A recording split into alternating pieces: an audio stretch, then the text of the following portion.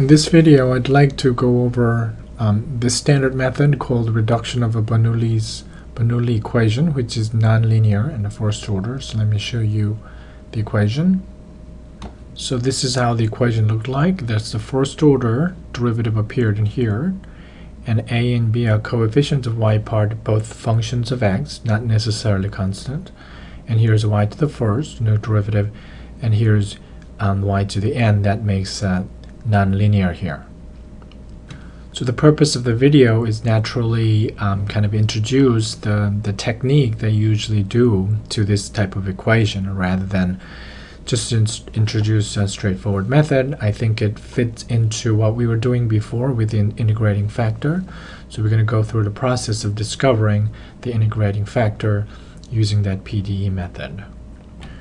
Before we proceed with the method that we're about to introduce, and because the way the integrating factor is involved that we're going to discover, usually it is the assumption we make that because we're going to do something with y, multiply or divide, so when you divide it, you don't want that function value to be 0, so we put ourselves into a situation where the function never equals to 0, so then you can freely multiply and divide this equation with these functions. So that's our assumption. So you can force that kind of assumption putting an initial condition.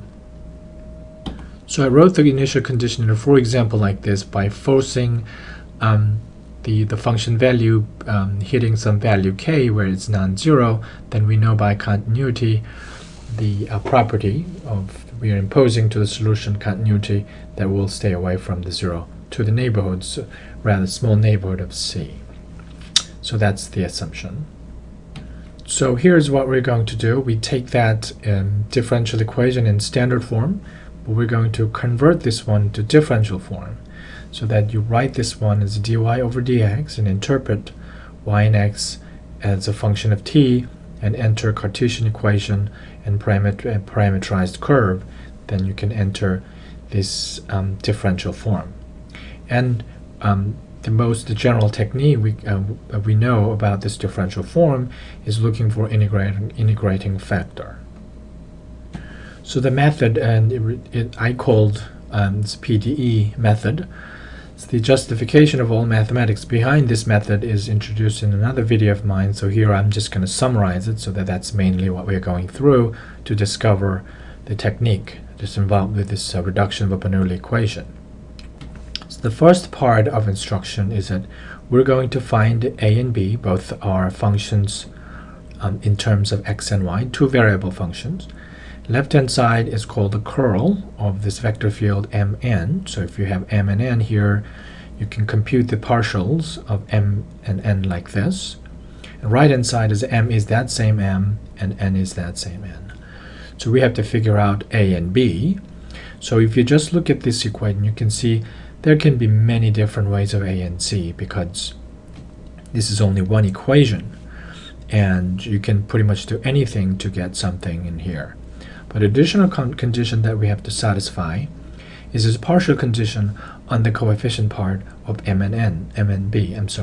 coefficient part of m and n, which are a and b, this partial condition. This is really the Clairaut's condition, the Clairaut's theorem condition. The second part is that once you have this one satisfied, this, especially this condition guarantees that we'll be able to solve for j, which partial derivative y is negative a, and partial derivative x is this b part here. So this is solvable. This solvability, local solvability, is guaranteed by this condition. Now once you have this j figured out, and it's in an effort of integrating this b with respect to x, and then figure out the relative constant part by looking at this j part, that will be successful because of all this condition. Sometimes it's not practical to actually finding an antiderivative, but we know the existence from this thing. So once you get this j, what to multiply to this original differential form is this integrating factor, which is e to the j. So why does it work like this is explained in the other video. I will simply apply this very general method to our Bernoulli equation to discover the technique that's usually introduced straightforward and out in the standard textbook. So I need to make some adjustment. Alright, here's our Bernoulli equation again. Sorry about the switch. This video, the lecture note I prepared has a coefficient p instead of a, I showed earlier, and there's no coefficient in front of y to the n, but actually the technique that we're looking at here actually works for anything that in front of y to the n in terms of x. So I wrote in what this y prime is before we switched to the differential form. We want to turn this one into a Cartesian equation parameterized by t. So writing like this is actually dy dt and dx dt. I hope we didn't check too much. So that's how we're entering. So when we multiply everything by dx dt here, then all these things multiply by dx. And this is the sole term that has dy in it. So that's why the differential form looked like this. These two things, py minus y to the n, that's n, multiplied by dx, and y prime and becomes dy, and right hand side 0. In the differential form, we usually call this coefficient of dx m, coefficient of dy n.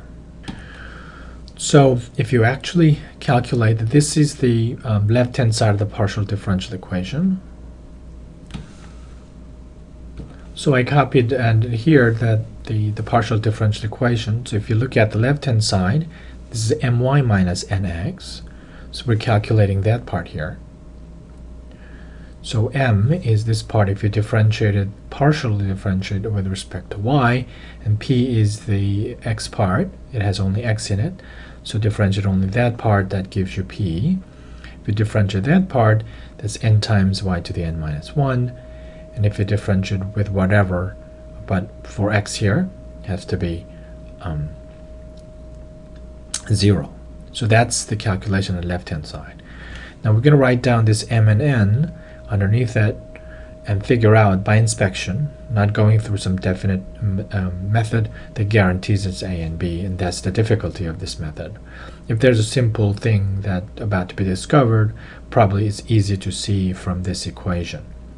So we're going to compare this one with this m and n. So this my minus nx appeared in the left-hand side, and the right-hand side is m and n, and here is just 1.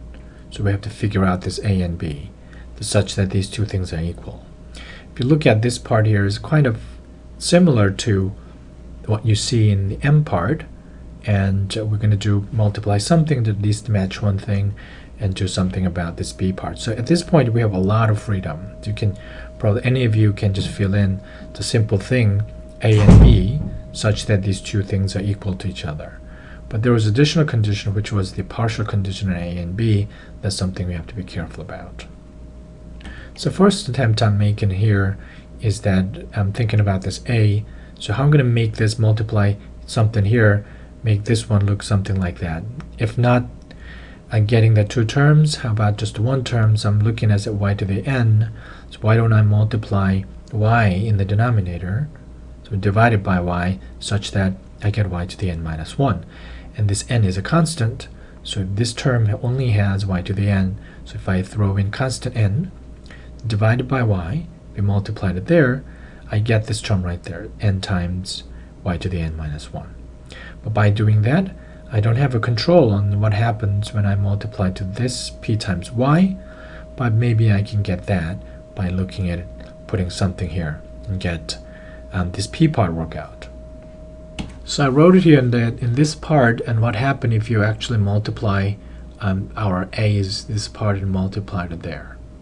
So if you multiply this term to the y to the n, and this is what you get.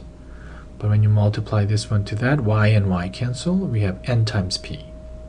So we match that part, and we have to do something about with this b such that we can take care of this np together with whatever is here, work out to be just a positive p. So it's just a p part, and this np is here, so we have to subtract off n minus 1 copies of a p so that it all together works out of the p. Okay, it has been introduced as a main technique that if this one is only in terms of y, and if this b part is only in terms of x, then that partial differential equation is easily satisfied. So let me show you that equation again. I hope this is not too confusing. It kind of has arrows around it. I thought to naturally distinguish this area. The partial differential equation on this a and b is this ax plus by. All right, so if this is only in terms of y, this ax is going to be 0. If that's only in terms of x, like this one, px, it's going to be partial y is going to be 0. This is naturally satisfied. So only in terms of y, only in terms of x, naturally satisfy this equation. So that's usually the one that we look for, and then it happened that it is the case in here. So we have our choice A and B. That next step is to look for J part that's coming from this. Okay, this is the next two parts of the Pde method set. So once you get this A and B, that satisfy that partial condition, and it guarantees that if you set it with the partial y equal to negative a, partial x equal to b, is going to be solvable. All right, that's that condition's about. So we actually go ahead and find this one. So we're going to say that jy to negative n over y, and jx to be negative n minus 1 p, and solve for j. So that's what I'm doing here. Jy is going to be negative of that part. Jx is going to be just this part, but I rewrote it with n1 minus n instead of negative n minus 1. Since this was a routine exercise, let me skip on that part, and the focus of this video is actually showing what kind of integrating factor we get. So that's you may pause the video and see the same thing you get. Because it's nicely separated y part here, there's no x part in there. Here jx is just x part.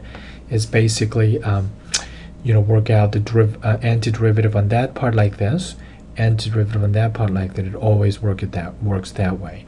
But if it is mixture of x and y here, mixture of x and y, you have to be more careful. You have to go through usual thorough method. So antiderivative of this one, negative makes this inside the logarithmic flipped up like this. And antiderivative of this one, since we don't know anything much about little px, I use this capital Px to indicate the antiderivative of this one, which uses fundamental theorem of calculus that any continuous function has an antiderivative. Right, what I'm doing up here is I'm showing you that how to simplify this part. This one has ln, so I have ln 1 over y to the n. This part does not have ln, so you can put it in the following way: ln e to the whatever you see over here. So this is supposed to be p, it's one stroke is missing. So if you have ln plus ln, and you can put them together into a single ln value. So it's going to look like this when you put it inside the ln like this. So now next thing is that we've figured out the j, the integrating factor is e to the j. So it's shown down here. I is e to the j, and now j looks like ln of all this thing.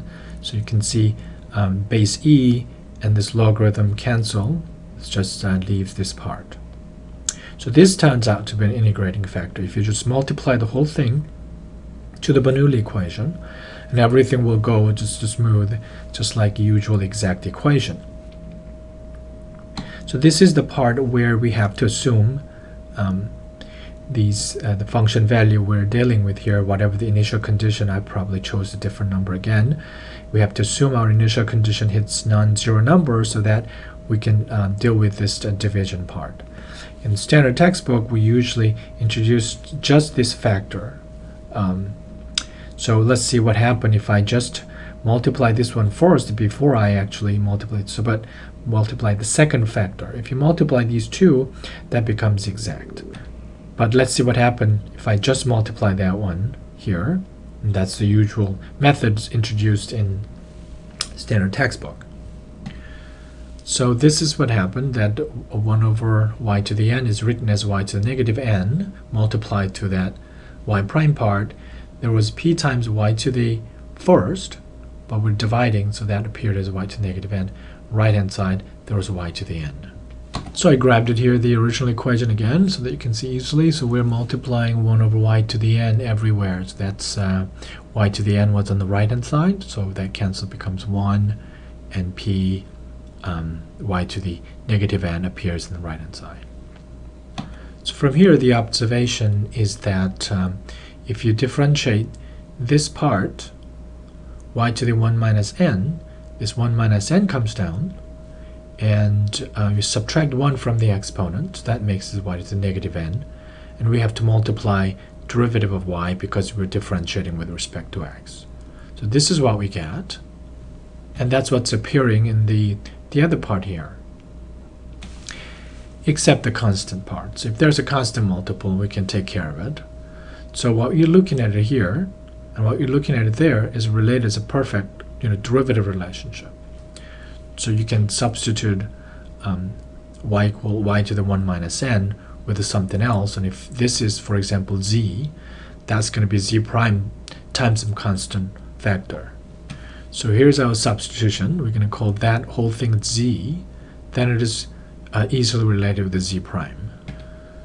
So this part here is z and the p, and this is not exactly z prime. This is z prime, derivative of z with respect to x, but it has 1 minus n in front of it, and that's the part. So that part is replaced by this derivative of z divided by 1 minus n. So that's why we have here. So if you look at this equation, after we do something with y to the n, we're able to change the original equation, the Bernoulli equation, down to this form, where the main variable z has only appeared as a first power, and first order derivative with this constant just appeared there. So this is typical first order linear differential equation. So written here is a first order linear differential equation, and we know all about this first order linear differential equation and how to solve it, and theoretically, so that if you multiply 1 minus n both sides, we arrive at here, and from here we know the integrating factor. We know the integrating factor is the antiderivative of this one raised to the exponential part. So that's why this one appeared there to as a final bit. Okay, so that partial differential equation catches everything. So the solvability and motivation of multiplying, dividing both the original Bernoulli equation by y to the n is all explained and captured in this our Pde method here. So I think that's what I wanted to talk about in this video. Thanks.